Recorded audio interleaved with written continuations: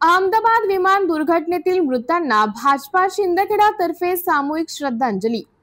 अहमदाबाद येथून लंडनच्या दिशेने निघालेले एअर इंडियाचे बोईंग 787 ड्रीमलाइनर प्रकारातील या विमानात 11 लहान मुलांसह 242 जण होते।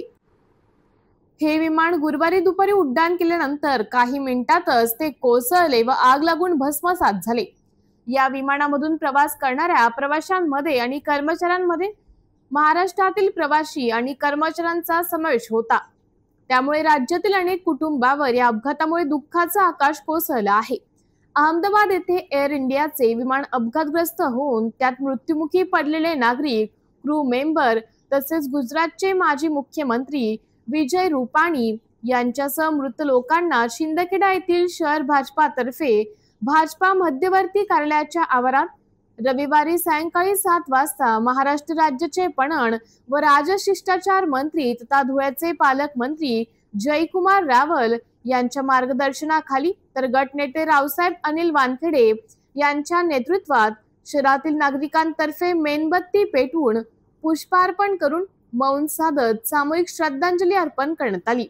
देशातील सर्वात मोठी विमान दुर्घटना होऊन सर्वाधिक प्रवासी ठार झाले, अनेकांचे संसार उद्ध्वस्त झाले।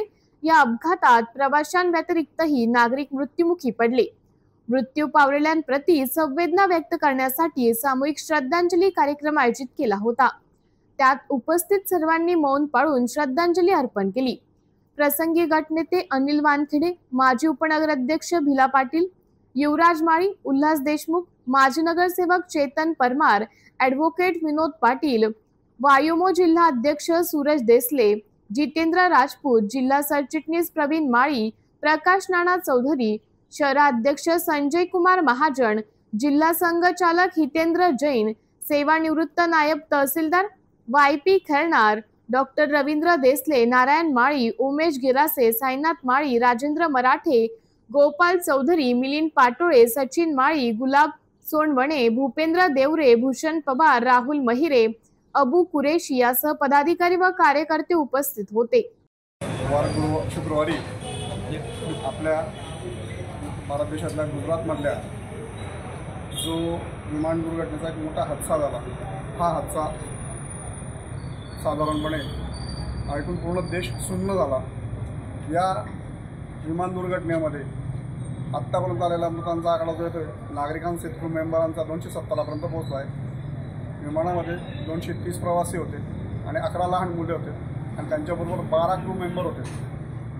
दुर्घटना इतकी भयावह होती की ज्या विमानाने अवघ्या 5 मिनिटात टेक ऑफ केला आणि 5 मिनिटांनंतर दोघी इंजिनमध्ये बिघाड झाल्यामुळे पायलटला काय करावं हे सुचेना आणि शेवटी 5 मिनिटाच्या 700-750 फुटावरून खाली येताना ते विमान प्रचंड वेगाने खाली येत होतं। तरीही पायलटने पूर्ण प्रयत्न केला, परंतु ते विमान आता आटोक्यात येणार आणि याची शाश्वती घेऊन त्यांनी ते विमान एका मेडिकल हॉस्पिटलच्या याच्यामध्ये ठोकले गेले आणि त्याच्यात प्रचंड स्फोट होऊन त्या विमानातले सगळे प्रवासी आणि क्रू मेंबर यांच्यासह सगळेजण जागीच गतप्राण झाले।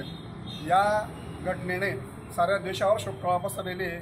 भारतातला हा दुसरा सगळ्यात मोठा विमानाचा हादसा सांगितला जातो। याच्या अगोदर 1976ला एक मोठा हादसा झाला, जे 325 लोक वारले आहेत। या विमान दुर्घटनेमध्ये साधारणपणे आत्तापर्यंत मृतांचा आकडा 217 पर्यंत आलेला आहे। या सगळ्या त्या गुजरात 787 बोईंगच्या पायलटच्या आणि क्रू मेंबरसह नागरिकांच्या मृतात्म्यास चिरशांती मिळो यासाठी हा भारतीय जनता पार्टीमार्फत श्रद्धांजलीचा कार्यक्रम आयोजित करण्यात आलेला होता।